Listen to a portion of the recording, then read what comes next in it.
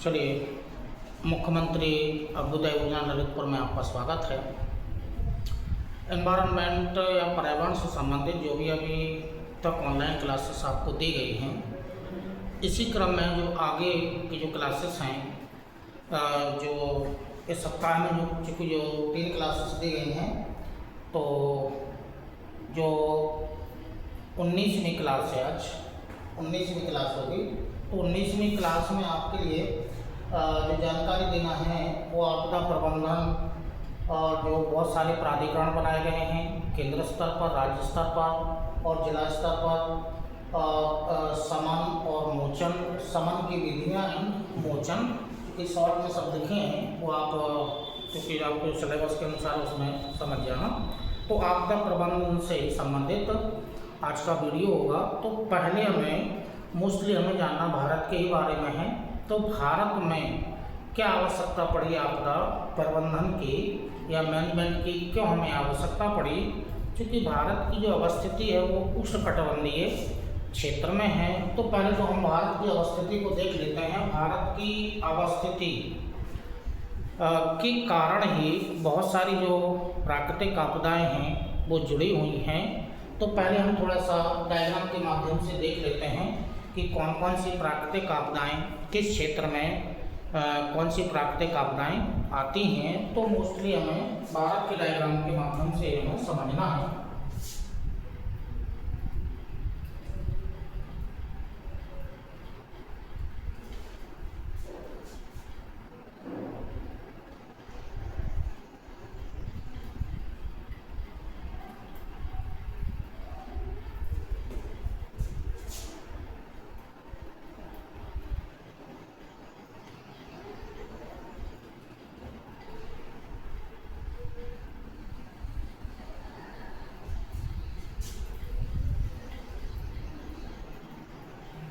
ये भारत की अवस्थिति है।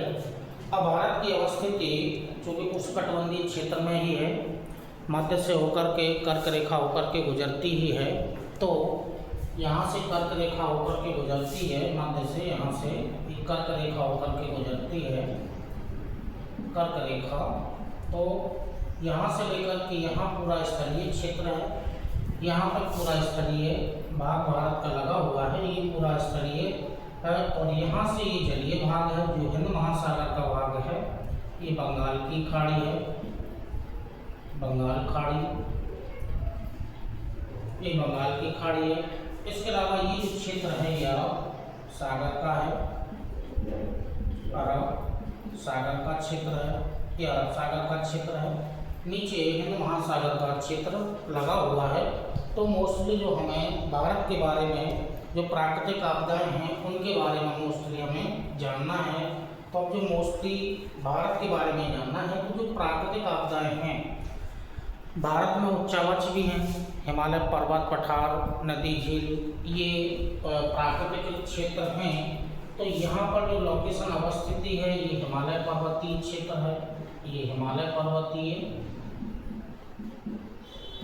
ये हिमालय पर्वत है, ठीक है। तो जो हिमालय पर्वतीय क्षेत्र है, इसके अलावा ये थार का मरुस्थल है, ये थार मरुस्थलीय क्षेत्र है जिसका विस्तार मोस्टली राजस्थान और उत्तरी गुजरात में इसका विस्तार है। ये जो हमारा बंगाल की खाड़ी और अरब सागर का ये तटीय क्षेत्र भी है। और इसके अलावा आंतरिक भाग में बहुत सारी नदियों का प्रवाह भी है। तो जो मोस्टली जो प्राकृतिक आपदाएं हैं, यदि हम हिमालय पर्वतीय क्षेत्र को देखें तो हिमालय पर्वतीय क्षेत्र में जो मोस्टली जो प्राकृतिक आपदाएं जुड़ी हुई हैं वो हिमालय पर्वतीय क्षेत्र में मोस्टली भूकंप यहाँ पर जुड़ा हुआ है, भूस्खलन, ये भूस्खलन का क्षेत्र जुड़ा हुआ है। और बर्फ का जमाव जो है, ये बर्फ का जमाव इस क्षेत्र में मोस्टली है ही। तो जो मोस्टली हिमालय पर्वतीय क्षेत्र में जो मोस्टली जो प्राकृतिक आपदा है वो मोस्टली भूकंप से प्रभावित पूरा हिमालय पर्वतीय क्षेत्र है। उसी के साथ साथ में जो वर्षा काल में जो भूस्खलन की घटनाएं घटित होती हैं उससे भी जनधन की हानि होती है। तो हिमालय पर्वतीय क्षेत्र में भूकंप और भूस्खलन से मोस्टली प्राकृतिक आपदाएं से जुड़ी हुई हैं। इसके अलावा जो थार का मरुस्थलीय क्षेत्र है ये सूखा प्रभावित क्षेत्र ही है, ठीक है, ये सूखा प्रभावित क्षेत्र ही है। तो इससे जो मोस्टली जो प्राकृतिक आपदा जुड़ी है वो प्राकृतिक आपदा जुड़ी है वो सूखा से प्रभावित क्षेत्र है। अब हम केवल आंतरिक भाग में जा रहे हैं, तटीय क्षेत्र को भी छोड़ रहे हैं। इसके अलावा जो प्राकृतिक आपदा बाढ़, जो गंगा का मैदान है ये बाढ़ से प्रभावित है, गंगा का मैदान ये बाढ़ से प्रभावित है, ये बाढ़ से प्रभावित क्षेत्र है, प्रतिवर्ष बाढ़ आती ही है। यहाँ पर ब्रह्मपुत्र नदी का क्षेत्र है, ये ब्रह्मपुत्र नदी का है, ब्रह्मपुत्र नदी का क्षेत्र है, ठीक है। इसके अलावा मध्य भारत में या जो इस क्षेत्र में जो कुछ नदियाँ और बहती हैं महानदी जैसी, उसमें भी ये बाढ़ से प्रभावित क्षेत्र ही हैं। तो उत्तर भारत का जो क्षेत्र है वो मोस्टली या जो उत्तरी जो मैदान है जिसमें ब्रह्मपुत्र नदी और जो गंगा नदी का मैदान है ये मोस्टली बाढ़ से प्रभावित है। और इस क्षेत्र में अभी आंतरिक वाले भाग की वार्तालाप हो गई है। अब आएंगे तो जो बंगाल की खाड़ी, बंगाल की खाड़ी का जो क्षेत्र है या अरब सागर का जो क्षेत्र है, इस क्षेत्र में जो मोस्टली चक्रवात, सुनामी, ये मोस्टली ये दो प्राकृतिक आपदाएं बंगाल की खाड़ी और अरब सागर से जुड़ी हुई हैं। कोस्ट चूँकि लंबा क्षेत्र है, जो तटीय क्षेत्र है वो लंबा क्षेत्र है, तो प्रतिवर्ष जो चक्रवात आते ही हैं अरब सागर और बंगाल की खाड़ी में, मोस्टली बंगाल की खाड़ी में लौट। चूँकि भारत में जो जलवायु है वो मानसूनी जलवायु है, यानी कि जो हमारा भारत है वो मानसून पर निर्भर है। जब मानसून लौटता है तो बंगाल की खाड़ी से मानसून लौटता है तो जो हवाएं होती हैं वो गर्म हो जाती हैं, शुष्क होती हैं, पुनः उसी बंगाल की खाड़ी से वापस आती हैं, बंगाल की खाड़ी से आर्द्रता ग्रहण कर लेती हैं, लो प्रेशर का क्षेत्र बन जाता है और अधिक तीव्रता के साथ इन क्षेत्रों में ये जो तटीय क्षेत्र हैं ये मोस्टली प्रभावित होते हैं। ये जो तटीय क्षेत्र हैं ये मोस्टली ये चक्रवात से प्रभावित होते हैं।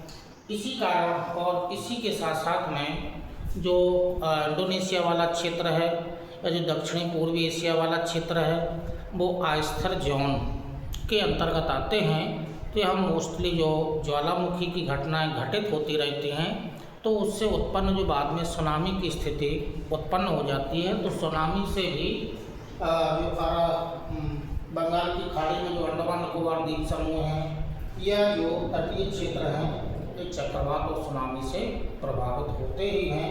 तो भारत में इसकी मानसूनी जलवायु होने के कारण जो उत्तरी भारत में जो गंगा का मैदानी क्षेत्र है यहाँ पर जो मोस्टली जो घटनाएं घटित होती हैं वो मोस्टली जो घटनाएं घटित होती हैं इन घटनाओं के कारण ये गंगा का मैदान बाढ़ से प्रभावित हो ही जाता है। प्रतिवर्ष बाढ़ आती ही है। तो ये जो प्रतिवर्ष बाढ़ आती है उस प्रतिवर्ष बाढ़ आने के कारण जनधन की हानि होती ही है। तो ये जो प्राकृतिक आपदाएं हैं जो भारत से जुड़ी हुई हैं, मोस्टली भूकंप, ज्वालामुखी का क्षेत्र भारत में केवल नरकोडम वो जो बैरन जो द्वीप है यही केवल ज्वालामुखी का क्षेत्र है। तो ज्वालामुखी से इतना प्रभावित क्षेत्र है नहीं है भारत में, लेकिन भूकंप, भूस्खलन, बाढ़, सूखा, चक्रवात, सुनामी, ये मोस्टली जो प्राकृतिक आपदाएं हैं ये भारत से जुड़ी हुई हैं। इसी क्रम में जो भारत की जो प्रमुख जो क्षेत्र हैं जितने प्रभावित हैं, जैसे भूकंप से है तो 58.6 8% जो भारत का जो क्षेत्र है भूकंप से प्रभावित है। भारत का कुल भूभाग का 58.8% जो भूभाग है वो भूकंप जो प्राकृतिक आपदा से प्रभावित है। 40 मिलियन हेक्टेयर यानी कि 40 मिलियन हेक्टेयर जो भूमि है, ठीक है, तो 40 हेक्टेयर जो मोस्टली जो भूमि है वो बाढ़ से प्रभावित है। ये बाढ़ से प्रभावित है, ठीक है। उसके अलावा जो भारत में जो 7516 किलोमीटर जो समुद्र तटीय क्षेत्र है, 7516 किलोमीटर जो क्षेत्र है वो तटीय क्षेत्र है। तो चक्रवात और सुनामी से प्रभावित है, ये सुनामी से प्रभावित है। इसी के अलावा जो 68% क्योंकि 68% जो क्षेत्र है 68% जो क्षेत्र है वो सूखा से प्रभावित है।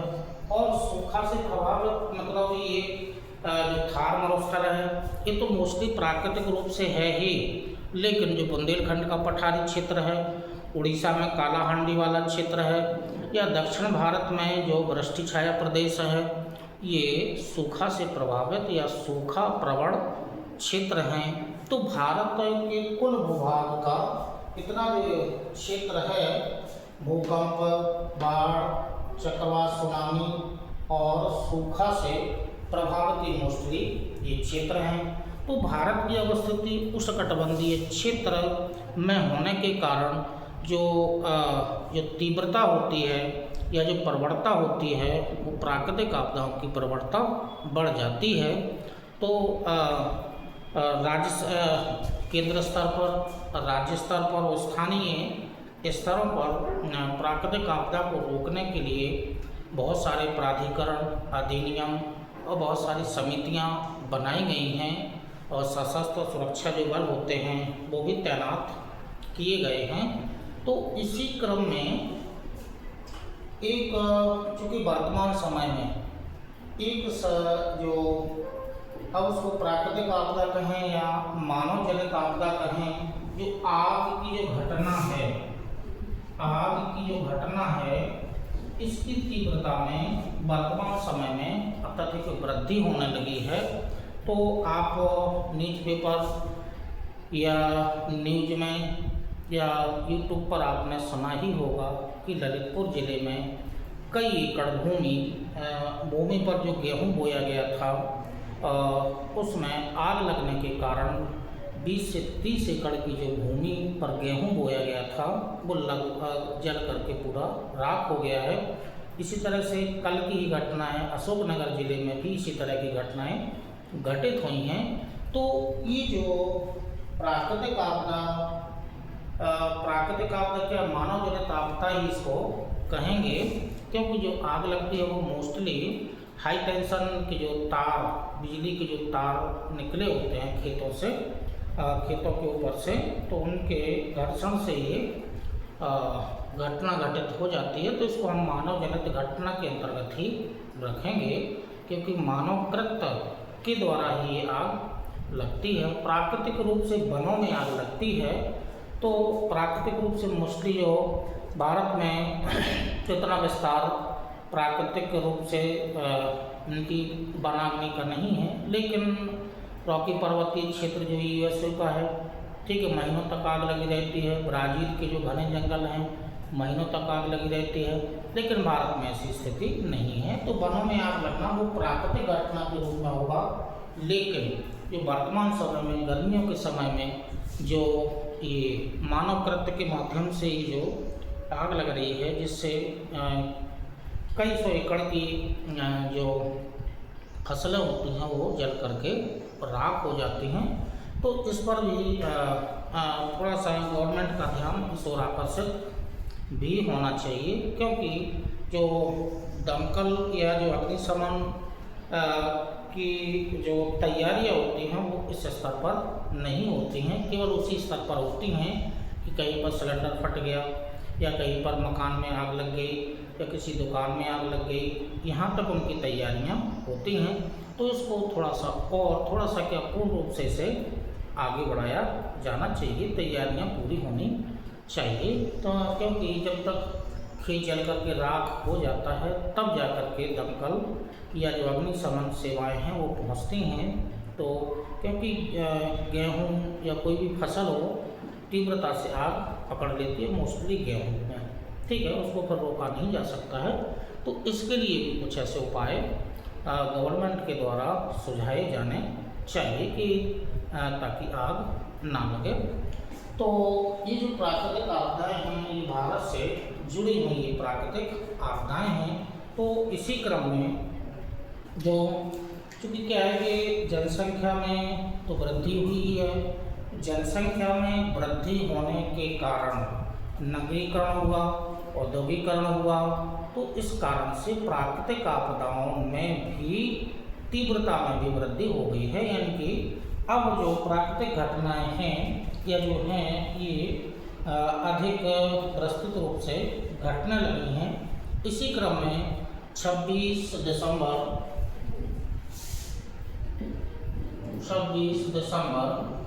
2005 में, ठीक है, एक प्राधिकरण बनाया गया है भारत सरकार के द्वारा। तो आपदा प्रबंधन अधिनियम बनाया गया था, आपदा प्रबंधन अधिनियम।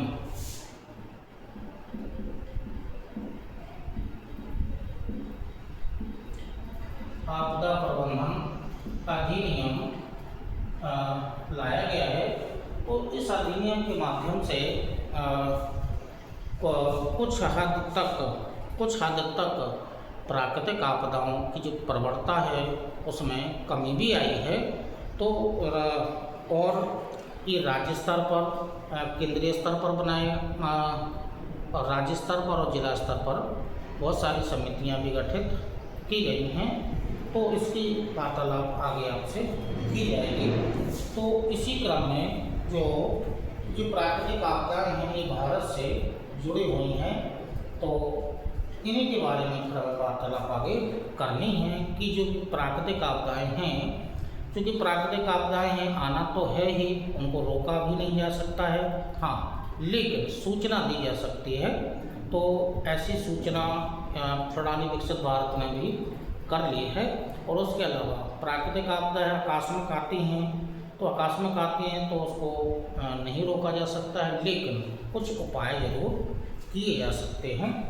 तो ये आपदा प्रबंधन से संबंधित आगे क्या करना है, अब क्या और आगे जानना है वो देखते हैं।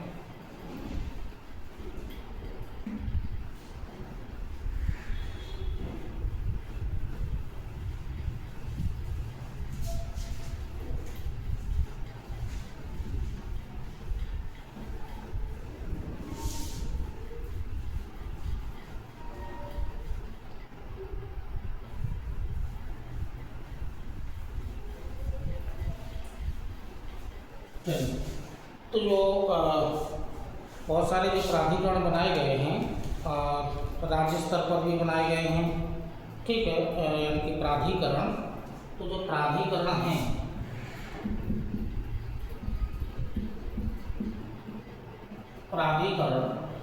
प्राधिकरण 3 स्तर पर ही बनाए गए हैं और 3 स्तर हैं भी। तो जो केंद्रीय स्तर पर बनाया गया है यानी कि राष्ट्रीय आपदा प्रबंधन प्राधिकरण, जिसकी अध्यक्षता पीएम के माध्यम से होती है, यानी कि प्रधानमंत्री की अध्यक्षता में राष्ट्रीय आपदा प्रबंधन प्राधिकरण कार्य करता है। उसी तरह से राज्य आपदा प्रबंधन प्राधिकरण जो सीएम की अध्यक्षता में कार्य करता है। और जो तीसरा है, जो तीसरे स्तर पर है, जिला आपदा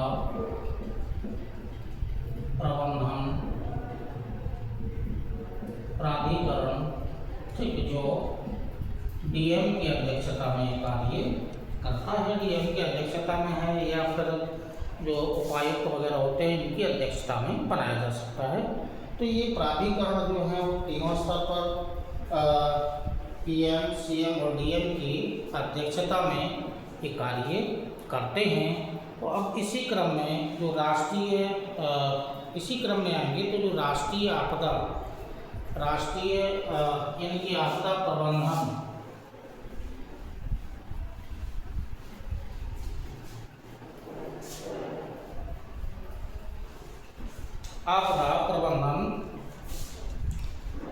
राष्ट्रीय नीति 2009 है। आपदा प्रबंधन राष्ट्रीय नीति 2009। तो मतलब आपदा प्रबंधन से संबंधित राष्ट्रीय नीति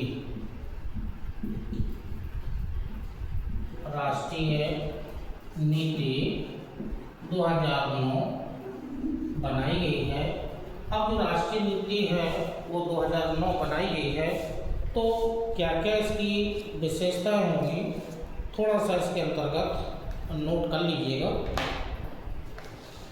क्या क्या है राष्ट्रीय आपदा नीति के अंतर्गत, तो इसका विस्तार आगे करेंगे। राष्ट्रीय नीति का उद्देश्य निवारण, समन,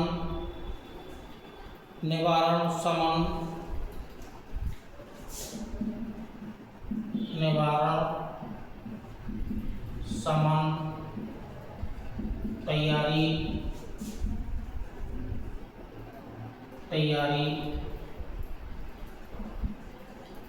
और कार्यवाही, ये तीनों कार्यवाही की संस्कृति के माध्यम से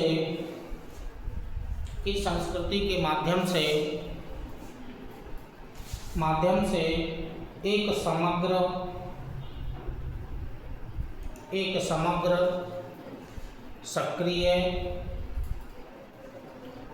बहु आपदा उन्मुखी एवं तकनीकी आधारित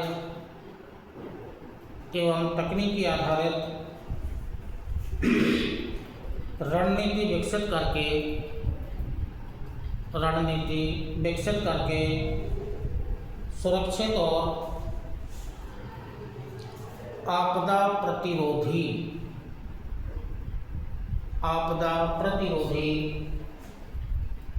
भारत का निर्माण करना है। ये राष्ट्रीय नीति 2009 में ऐसा कहा गया है। निवारण करेंगे, समन करेंगे, तैयारी करेंगे और कार्यवाही करेंगे। तो इससे जो समग्र जो भारत को इनकी आपदा प्रतिरोधी बना करके और एक ऐसे भारत का निर्माण करना है कि जिसमें आपदाएं कम से कम विकसित हो या आपदाएं कम से कम इनकी आपदाओं की उत्पत्ति हो। अब इसी क्रम में आपदा प्रबंधन ये मोस्ट टॉपिक है।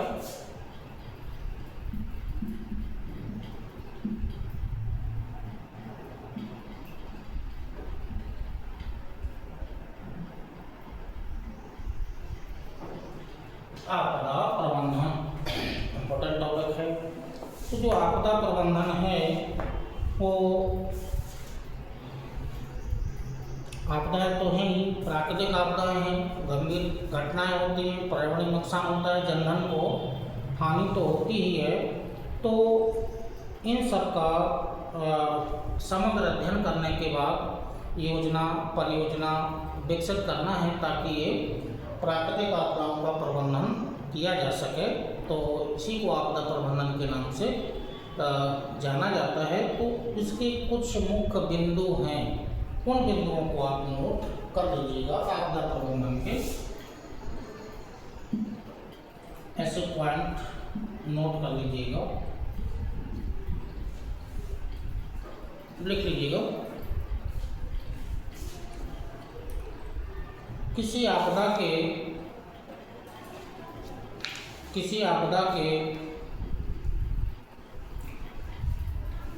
खतरे अथवा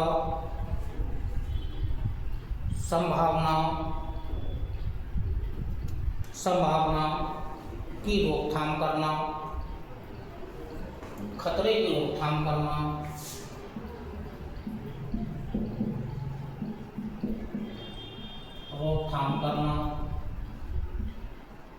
उद्देश्य। इसी क्रम में अगला पॉइंट, किसी आपदा की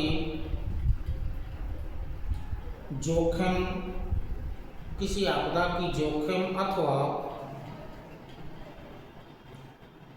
इसकी तीव्रता का न्यूनीकरण करना,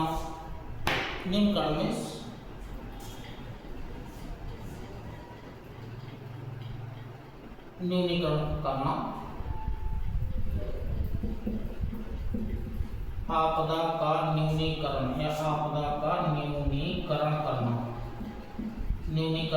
करना। नेक्स्ट पॉइंट, अनुसंधान और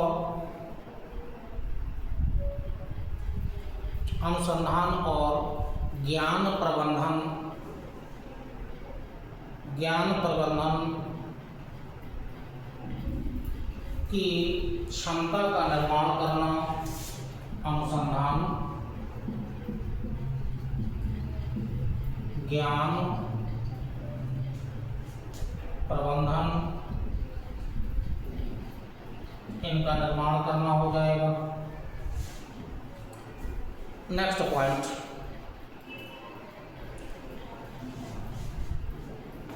किसी आपदा से निपटने के लिए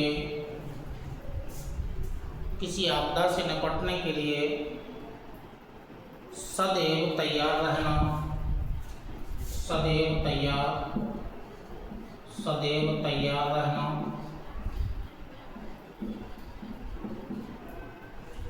तैयार रहना, मतलब उसका अर्थ निकलेगा। अगला पॉइंट, किसी खतरनाक आपदा की स्थिति में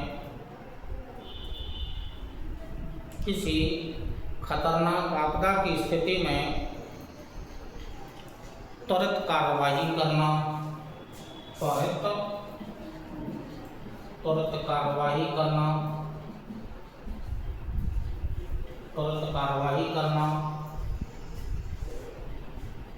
नेक्स्ट, किसी आपदा की तीव्रता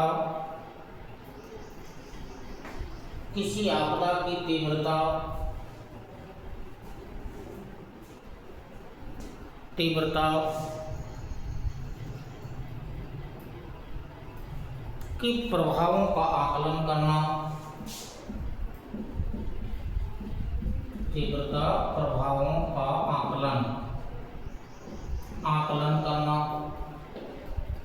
आकलन करना हो जाएगा। अगला पॉइंट,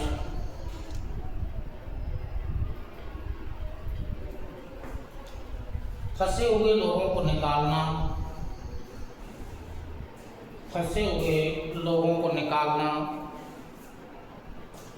बचाव एवं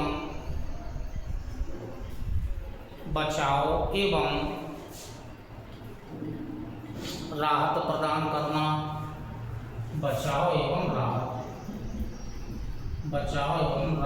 प्रदान करना, बचाव एवं राहत प्रदान करना। और लास्ट पॉइंट देख लीजिएगा,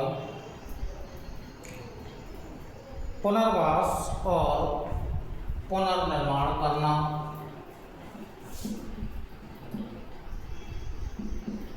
पुनर्वास प्लस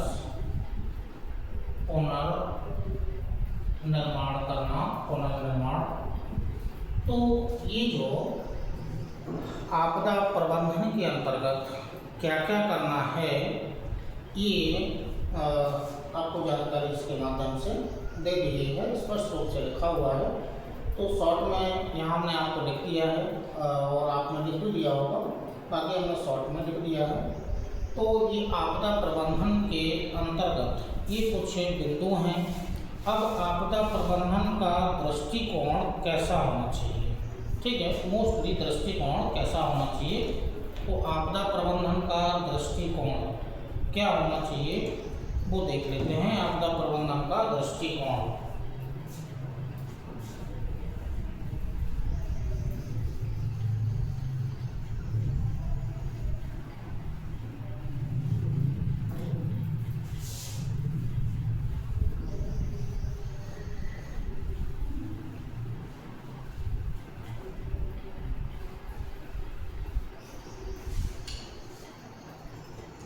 दृष्टिकोण क्या होना चाहिए। तो हमें दृष्टिकोण भी जानना है कि आपदा प्रबंधन का दृष्टिकोण कैसा होना चाहिए। आपदा प्रबंधन के कौन कौन से उद्देश्य हैं, क्या उद्देश्य हैं, उद्देश्य भी हमें जानना चाहिए। क्या उद्देश्य के बारे में जानना है कि क्या क्या इसके उद्देश्य हैं। तो इसके बारे में आपदा प्रबंधन में क्या करना चाहिए वो आपको उसके पहले बता दिया गया है। अब दृष्टिकोण क्या होना चाहिए, एटीट्यूड क्या होना चाहिए और साथ में आपदा प्रबंधन के क्या उद्देश्य होने चाहिए। तो पहले दृष्टिकोण को देख लीजिएगा कि दृष्टिकोण क्या क्या होना चाहिए। पॉइंट बना लीजिएगा, यहाँ पर किसी के नीचे से पॉइंट बना लो।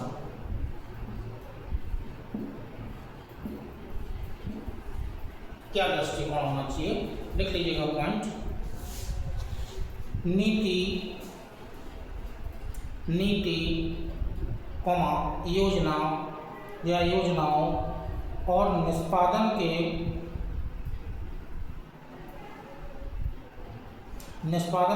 पूर्ण एकीकरण सहित समुदाय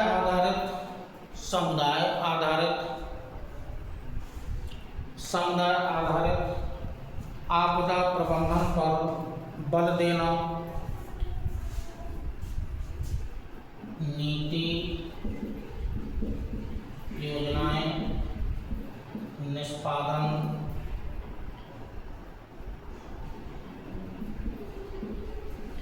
ठीक है, इन पर हमें बल देना है। एक पॉइंट दृष्टिकोण में। दूसरा पॉइंट लिखिएगा, सभी क्षेत्रों में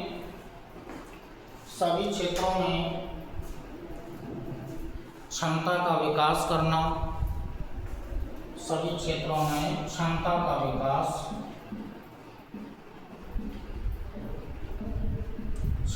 विकास करना। अगला पॉइंट,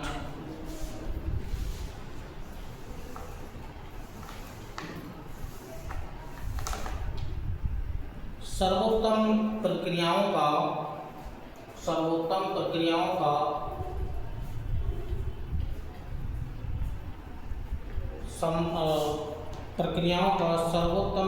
का समेकन करना।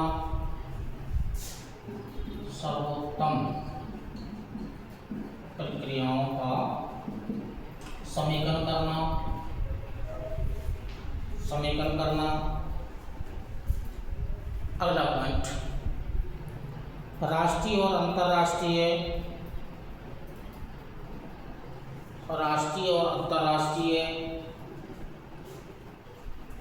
एजेंसियों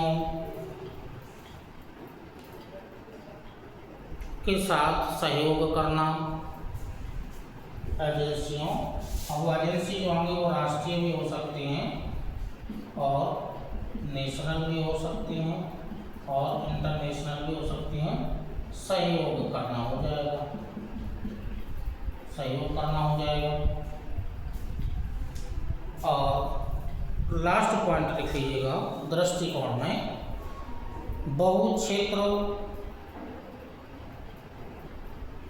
सह क्षेत्र क्रियाशीलता को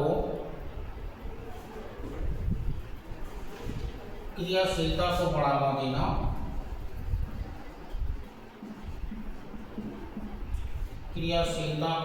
देना,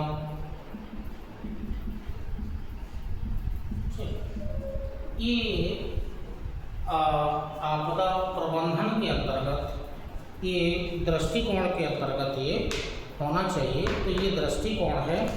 इसी क्रम में हमें जो देखना है वो उद्देश्य, और हमें देखना है कि उद्देश्य क्या क्या होना चाहिए आपदा प्रबंधन के। तो राष्ट्रीय आपदा प्रबंधन या आपदा प्रबंधन के उद्देश्य कौन कौन से होने चाहिए, तो इसी क्रम में आगे चलिए। तो इसी क्रम में आपदा प्रबंधन दृष्टिकोण हो गया है। उद्देश्य में भी ऐसे नीचे पॉइंट बना लीजिएगा, और उद्देश्य ही इम्पोर्टेंट है। दृष्टिकोण उतना इम्पोर्टेंट नहीं है जितना उद्देश्य इम्पोर्टेंट है। तो उद्देश्य में पॉइंट बना करके लिख लीजिएगा। आपदा प्रबंधन नीति के या राष्ट्रीय नीति के निम्न उद्देश्य हैं। अब जैसे करके नीचे पॉइंट में बनाइएगा। ज्ञान नवाचार, नई नई विधियाँ उत्पन्न करना, नवाचार और शिक्षा के माध्यम से, ज्ञान, नवाचार और शिक्षा, ज्ञान, नवाचार और शिक्षा के माध्यम से सभी स्तरों पर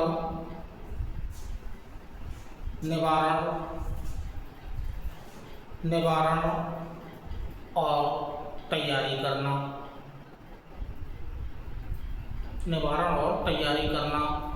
अगला पॉइंट, प्रौद्योगिकी,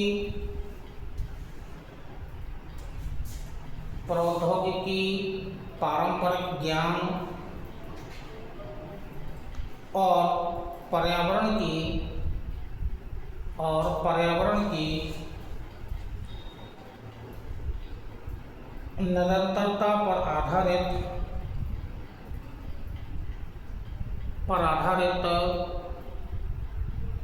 समन उपायों को प्रोत्साहित करना,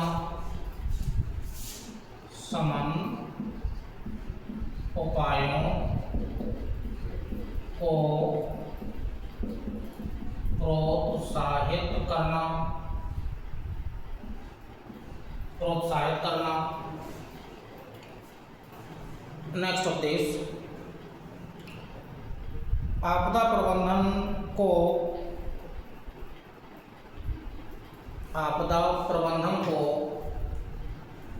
विकास योजनाओं की मुख्य धारा में शामिल करना, मतलब विकास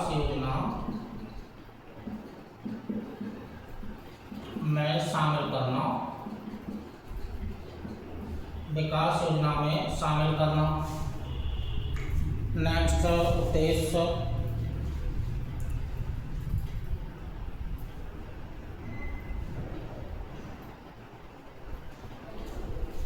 प्रौद्योगिकी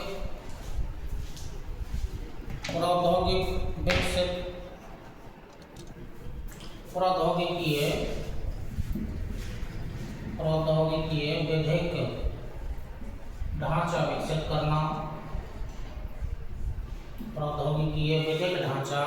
करना, अगला उद्देश्य,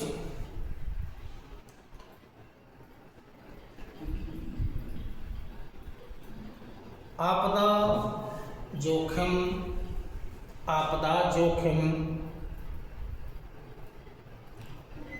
के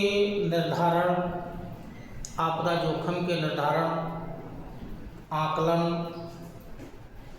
और निगरानी के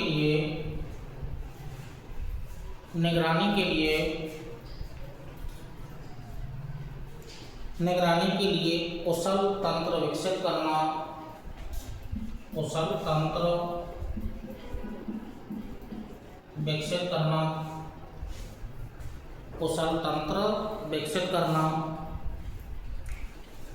अगला पॉइंट सूचना प्रौद्योगिकी, इंपॉर्टेंट है पॉइंट।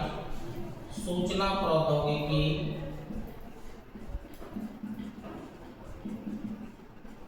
सूचना प्रौद्योगिकी की सहायता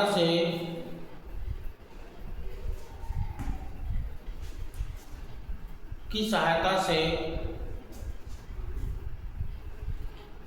अग्रिम सूचना संप्रेषण, अग्रिम सूचना प्रेषण और शीघ्र चेतावनी देना, शीघ्र चेतावनी देना, शीघ्र चेतावनी देना। नेक्स्ट पॉइंट जागरूकता पैदा करने के लिए, इंपॉर्टेंट पॉइंट है ये, जागरूकता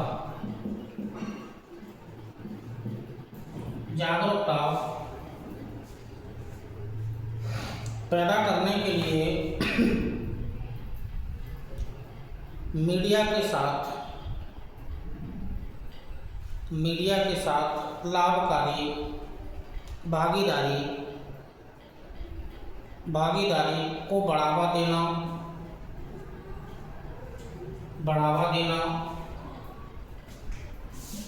मीडिया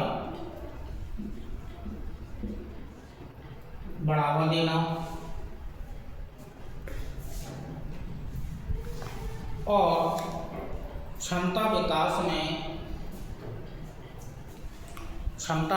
में योगदान करना, क्षमता विकास में योगदान करना। नेक्स्ट समाज के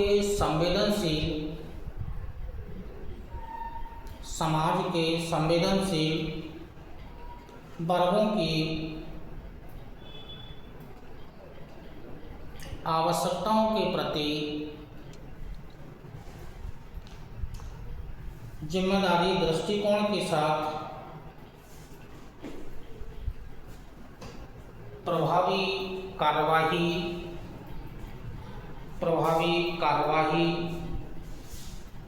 और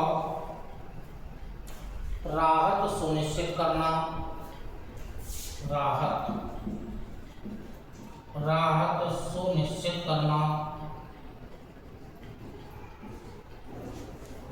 सुनिश्चित करना।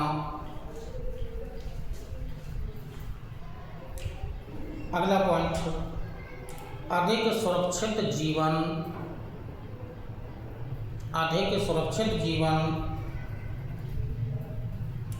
सुनिश्चित करने के लिए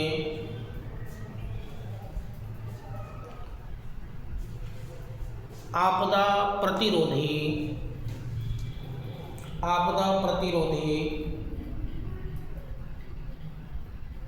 ढांचा और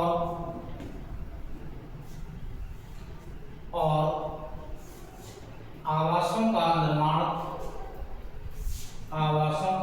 करना,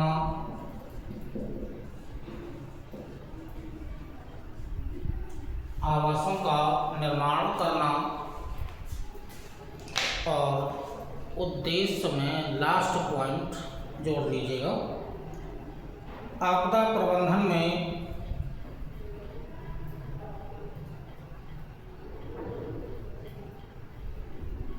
मीडिया की भागीदारी को सुनिश्चित करना,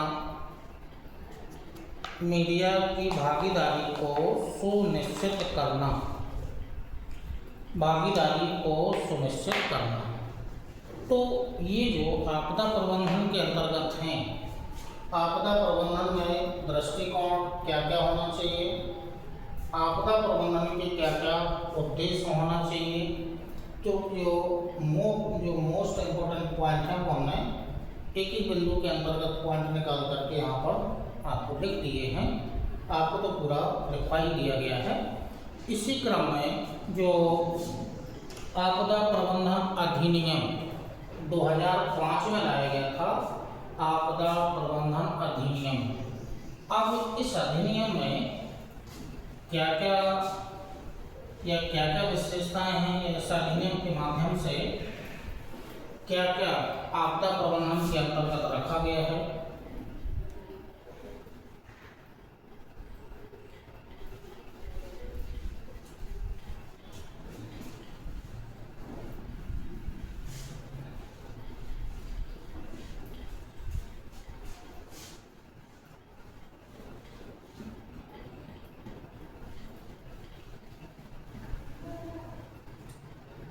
तो आपदा प्रबंधन अधिनियम 2005, आपदा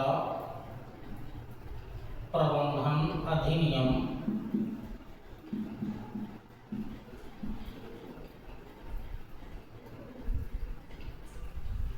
आपदा प्रबंधन अधिनियम ये 2005 में लाया गया था। अब ये है क्या, इसके बारे में समझना है कि ये अधिनियम है क्या। तो चूँकि अधिनियम है तो इसकी चूँकि 2005 में ये लाया ही गया था, और राष्ट्रीय, राज्य, जिला और स्थानीय स्तर पर संस्थागत ढांचे का विकास करना इस अधिनियम का जो मुख्य उद्देश्य था। इसके अलावा और क्या क्या इसकी विशेषताएं हैं, तो इस अधिनियम की विशेषताएं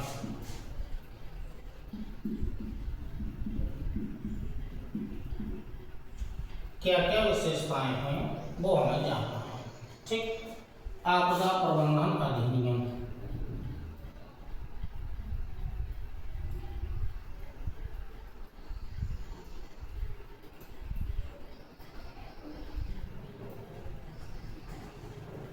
दो 2005। तो जो मुख्य बिंदु हैं विशेषताओं के अंतर्गत, उन बिंदुओं को आप ऐसे नोट कर लीजिएगा। क्योंकि अधिनियम है, समझाने में कुछ इसमें है नहीं है, और अधिनियम है तो जो नियम लिखे गए होंगे उन नियमों को लागू या उन कानूनों को लागू करना ही होगा। तो अधिनियम में है क्या क्या इसकी विशेषताएं, ये क्या क्या आपदा प्रबंधन के लिए कानून बनाता है। तो जो मुख्य पॉइंट हैं उन बिंदुओं को आप नोट कर लीजिए, लिखिएगा। पहला बिंदु नंबर 1 2 3 करके लिख लीजिएगा। नंबर 1, अधिनियम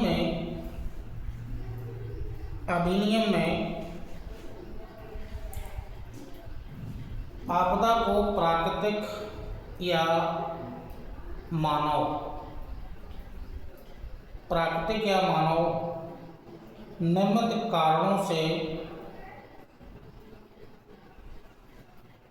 दोनों हो सकती हैं, प्राकृतिक भी हो सकती है, मानव निर्मित भी हो सकती है, कारणों से किसी भी क्षेत्र में होने वाली भारी विपत्ति, दुर्घटना,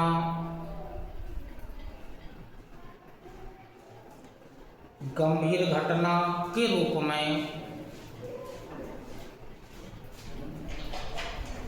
परिभाषित किया गया है।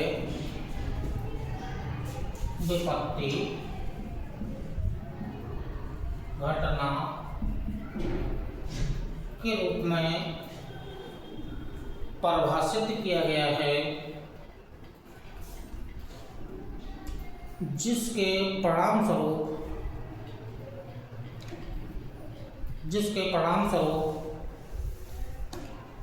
जीवन को भारी हानि होती है, संपत्ति की क्षति अथवा पर्यावरण की क्षति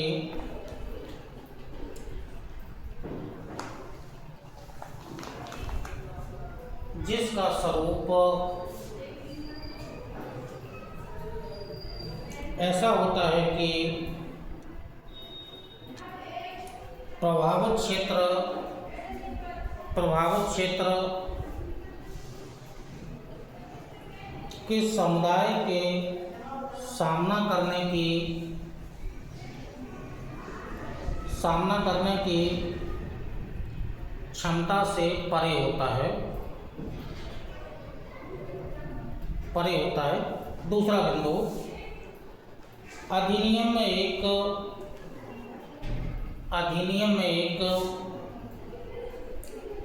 राष्ट्रीय आपदा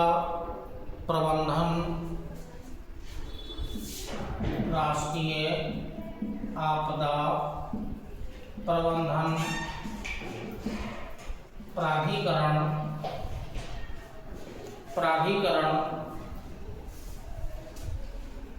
की स्थापना की व्यवस्था की गई।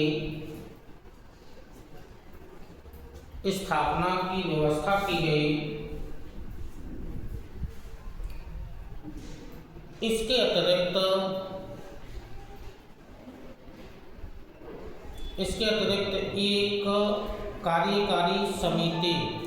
एक राष्ट्रीय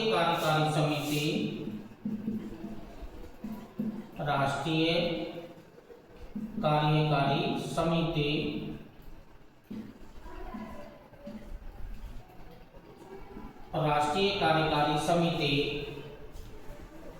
का गठन किया गया।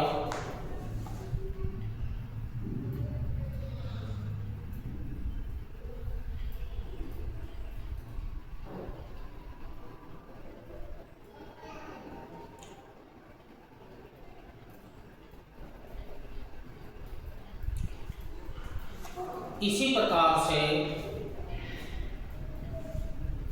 राज्य एवं जिला स्तर पर, राष्ट्र का हो गया, राज्य एवं जिला स्तर पर कार्यकारी समिति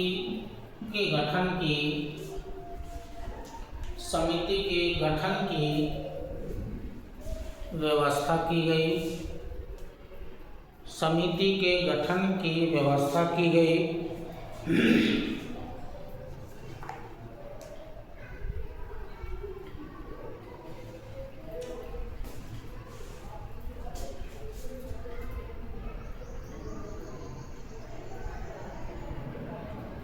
अगला पॉइंट, अधिनियम में जिलाधिकारी के कुल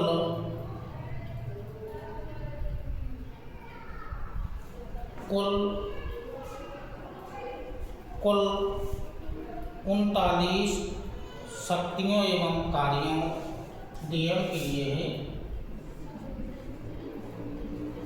39 शक्तियों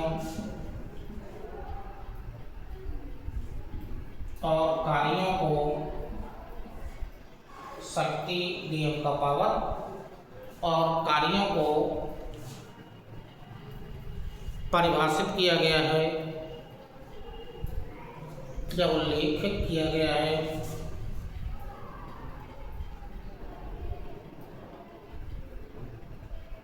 अगला पॉइंट, अधिनियम में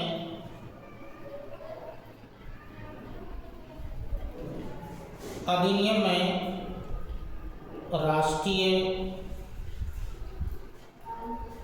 राज्य एवं जिला स्तर पर योजनाओं की व्यवस्था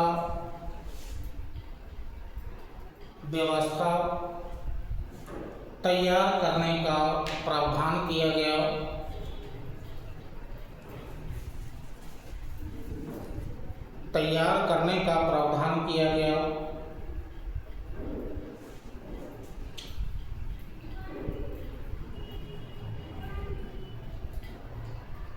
अगला पॉइंट, अधिनियम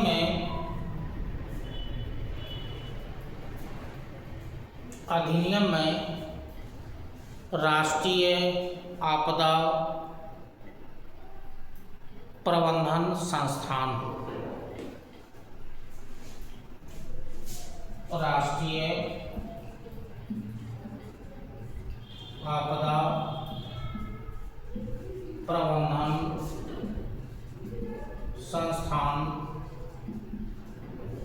संस्थान की स्थापना की व्यवस्था की गई।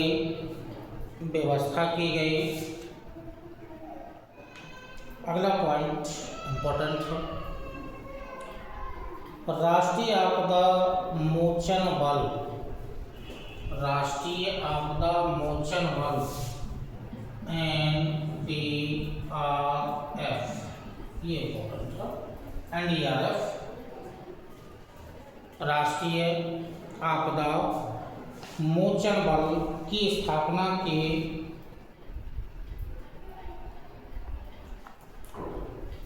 की व्यवस्था की गई।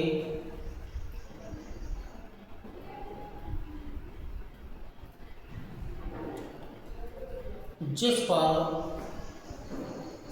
राष्ट्रीय आपदा प्रबंधन संस्थान ये नियंत्रण में रहेगा, के नियंत्रण में रहेगा।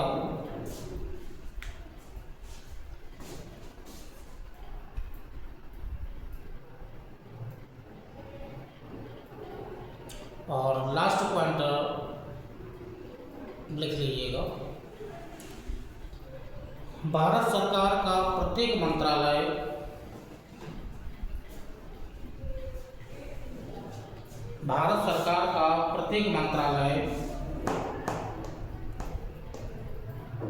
एवं विभाग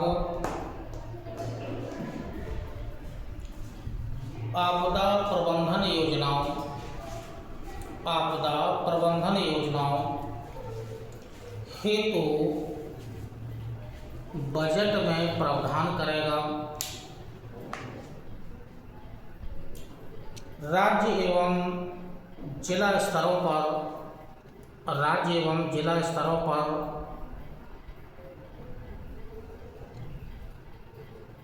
पर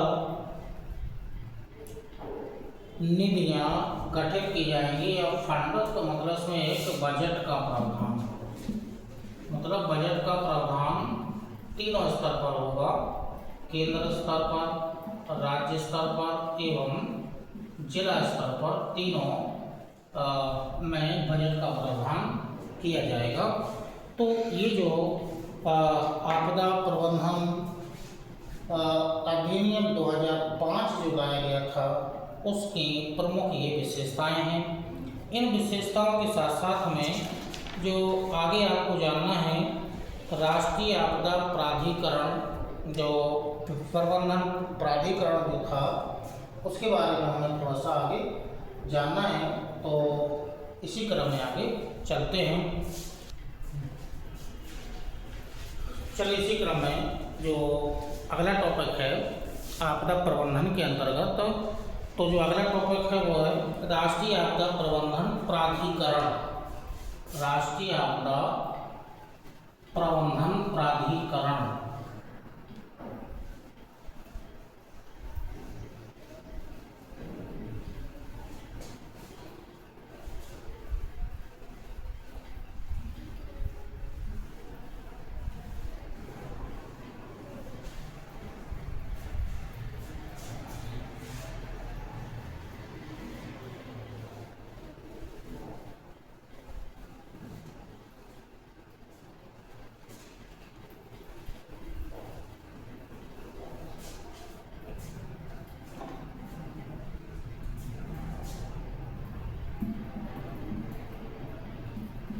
राष्ट्रीय आपदा प्रबंधन प्राधिकरण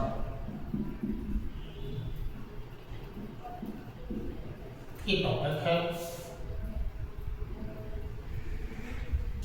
जो कि अधिनियम 2005 में इसका उल्लेख किया गया था। ये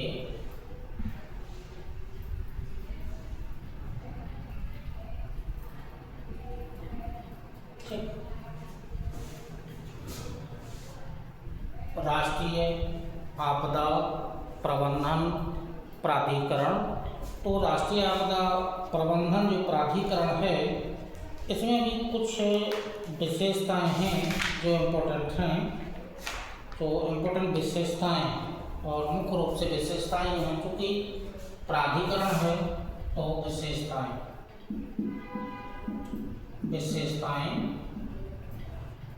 क्या क्या विशेषताएं हैं इसमें, वो हमें मोस्टली जान लेना है। तो इसमें भी आप नोट करके लिख ही लीजिएगा। आज लिखने का काम, क्योंकि प्राधिकरण अधिनियम वगैरह हैं तो इनको समझाने के साथ साथ में इनको, क्योंकि कानून है तो उनको अपनी मर्जी से नहीं लिखवाया जा सकता है। जो नियम कानून है वही रहेगा, इसलिए जो लिखने का काम होगा वो मोस्टली होगा। लिखिएगा, यह है आपदा प्रबंधन का शीर्ष निकाय है। शीर्ष निकाय, एपेक्स बॉडी, शीर्ष निकाय है, जिसके अध्यक्ष प्रधानमंत्री, यही पॉइंट इम्पोर्टेंट है, अध्यक्ष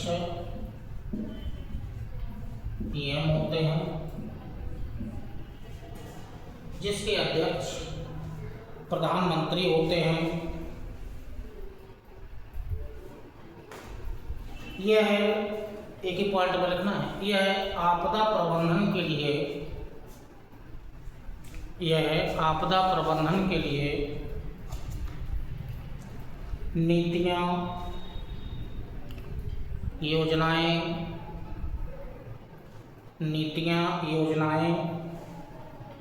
और दिशा निर्देशों को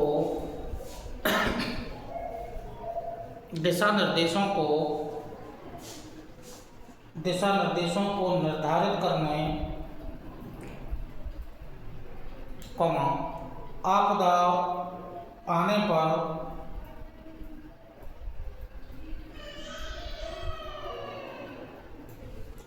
कार्रवाई सुनिश्चित करने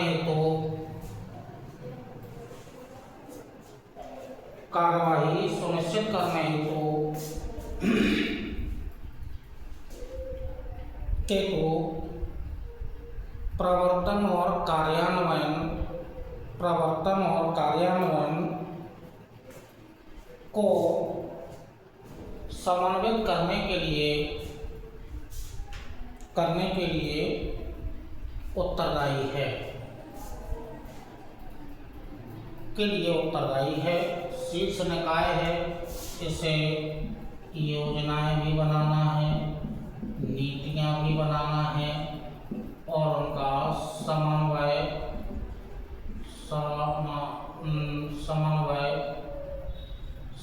भी करना है। ठीक है, नेक्स्ट पॉइंट,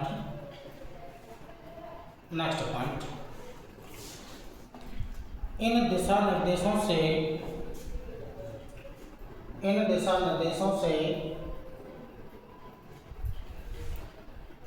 केंद्रीय मंत्रालयों,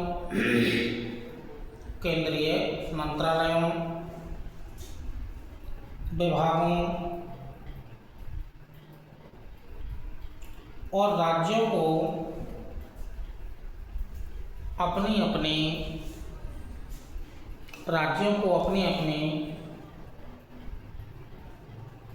आपदा प्रबंधन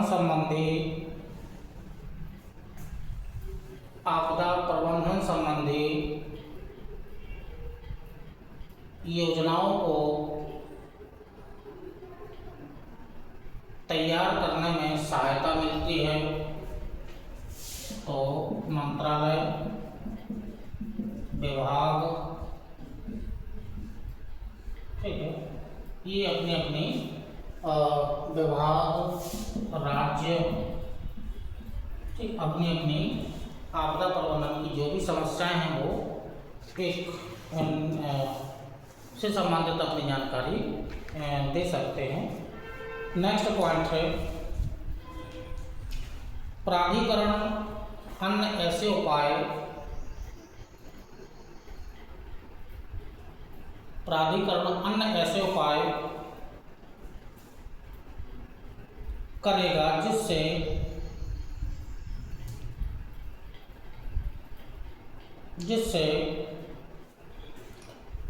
खतरनाक आपदा से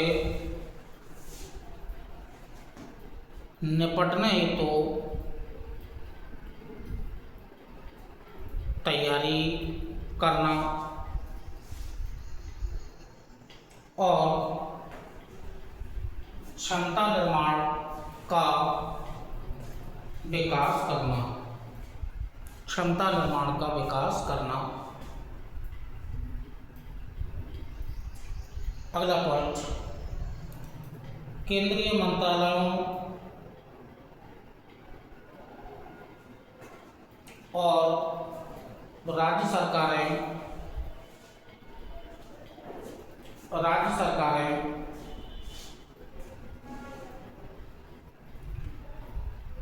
राष्ट्रीय आपदा प्रबंधन प्राधिकरण को आवश्यक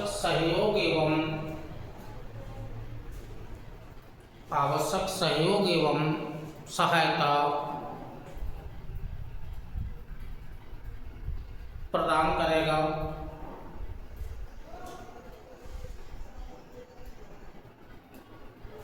अगला पॉइंट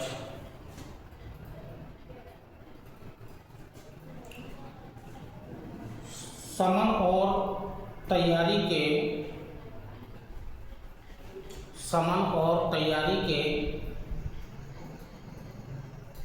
उपायों के निधियों के प्रावधान और उपयोग की निगरानी करेगा।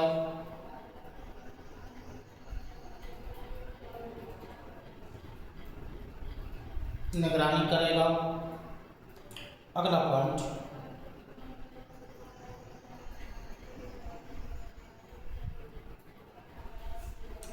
एनडीआरएफ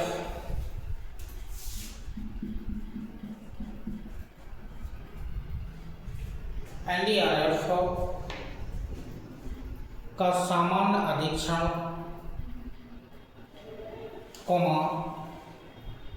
निर्देश और नियंत्रण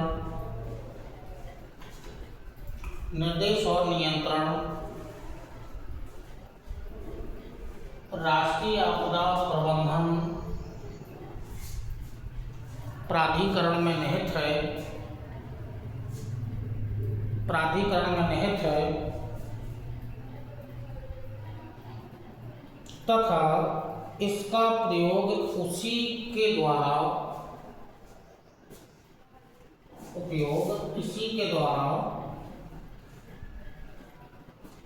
किया जाएगा। अगला पॉइंट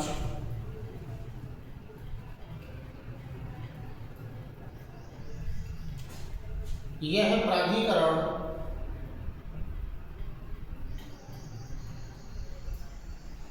सभी प्रकार की प्राकृतिक अथवा मानवीय आपदाओं से निपटने के लिए अधिदेशित है, जबकि आतंकवाद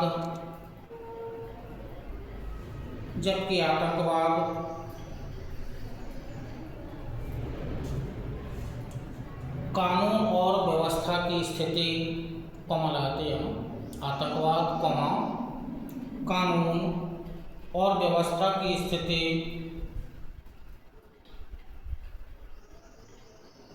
बम विस्फोट, विमान अपहरण,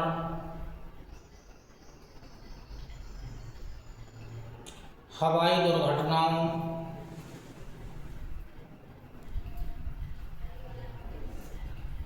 रासायनिक जैविक विकिरण, नाभिकीय हथियार,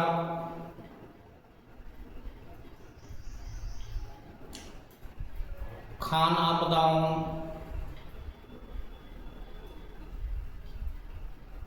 बंदरगाह पर उत्पन्न होने वाली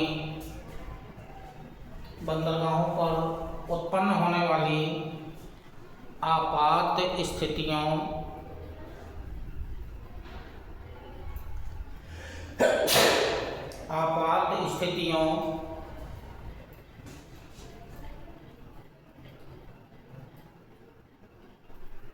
दावानल, आग लगना, दावानल, जंगलों में आग लगना, दावानल, तेल क्षेत्रों में आग लगना,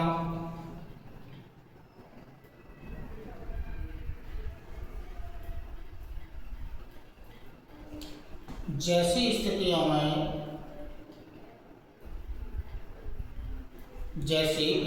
में जिनमें सुरक्षा बलों या आसूचना एजेंसियों की गहन भागीदारी अपेक्षित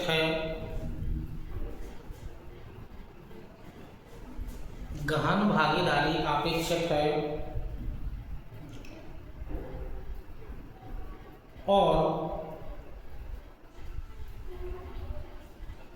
राष्ट्रीय संकट प्रबंधन समितियों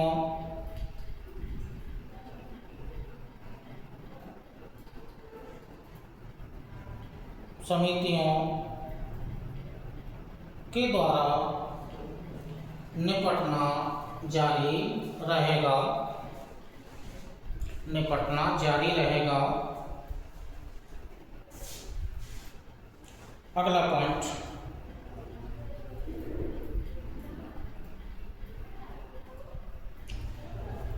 राष्ट्रीय आपदा या यह प्राधिकरण लिखिएगा, यह प्राधिकरण रासायनिक, जैविक विकिरण और नाभिकीय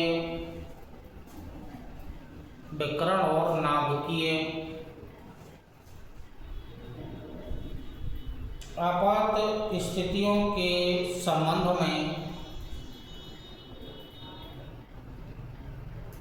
में दिशा निर्देश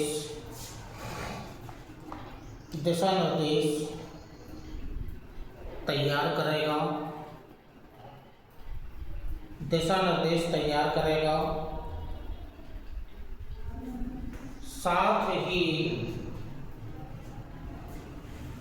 ही प्रशिक्षण और तैयारियों को सुगम बनाएगा।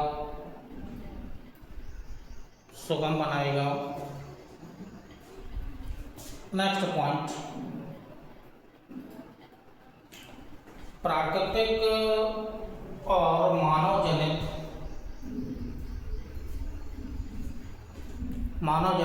आपदा की स्थिति में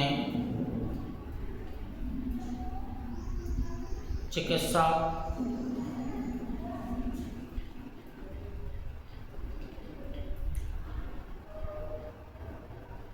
समुदाय आधारित आपदा की तैयारी, सूचना संचार प्रौद्योगिकी प्रशिक्षण तैयारी,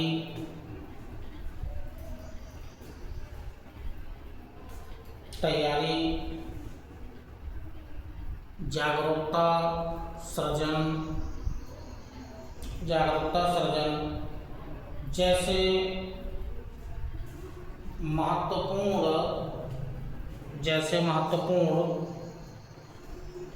विषयों पर प्राधिकरण द्वारा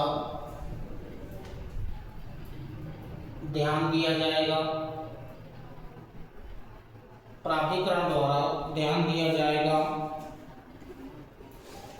और लास्ट पॉइंट, प्राधिकरण की विशेषताओं में लास्ट बिंदु, सभी स्तर पर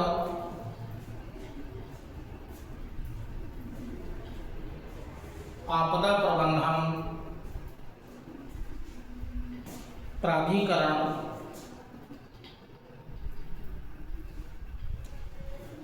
जो आपात स्थिति में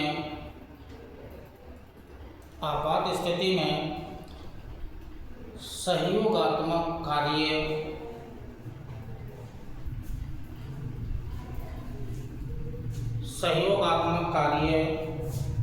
करने में समर्थ है,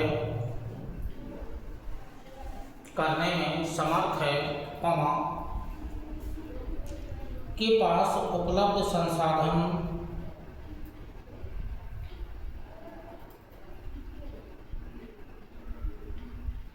आपदाओं के समय आपात स्थितियों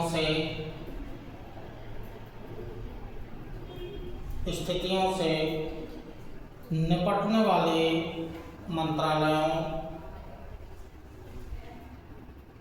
और विभागों को उपलब्ध कराए जाएंगे।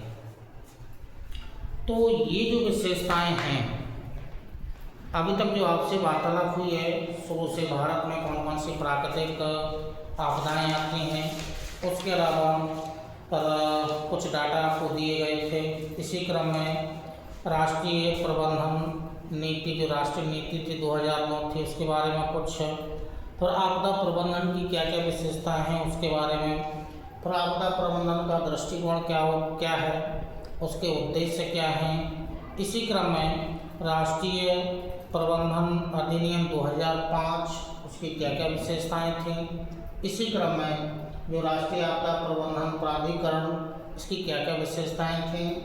तो ये जो आज का आपको जो ऑनलाइन क्लास या लेक्चर जो दिया गया है, इसी क्रम में एक लेक्चर और बचता है। तो इसी क्रम में जो अभी राष्ट्रीय स्तर पर जो फैक्ट प्रबंधन की स्थिति है, या राष्ट्रीय आपदा प्रबंधन प्राधिकरण, इसका तो हो गया, राज्य स्तर पर है, जिला स्तर पर है, उनके क्या क्या कार्य हैं। इसी क्रम में जो भी कुछ होगा आगे, इसी क्रम में आगे भी आपको दिया जाएगा। तो इसी क्रम में आगे राज्य आपदा प्राधिकरण, जिला आपदा प्राधिकरण या स्थानीय क्षेत्र पर है, तो राष्ट्रीय आपदा मोचन बल NDRF, क्या क्या इसके कार्य हैं, और ये सभी वार्तालाप आपसे नेक्स्ट जो ऑनलाइन क्लास होगी इसमें की जाएगी। तब तक के लिए नमस्कार, धन्यवाद, जय हिंद।